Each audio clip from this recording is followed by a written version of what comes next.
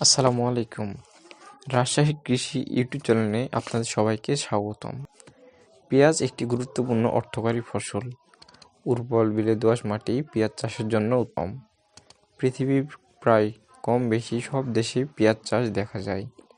পেঁয়াজ চাষ শুধু শীতকালে হয় না, বর্তমান বর্ষাকালে ব্যাপকভাবে পেঁয়াজের চাষ করা হচ্ছে।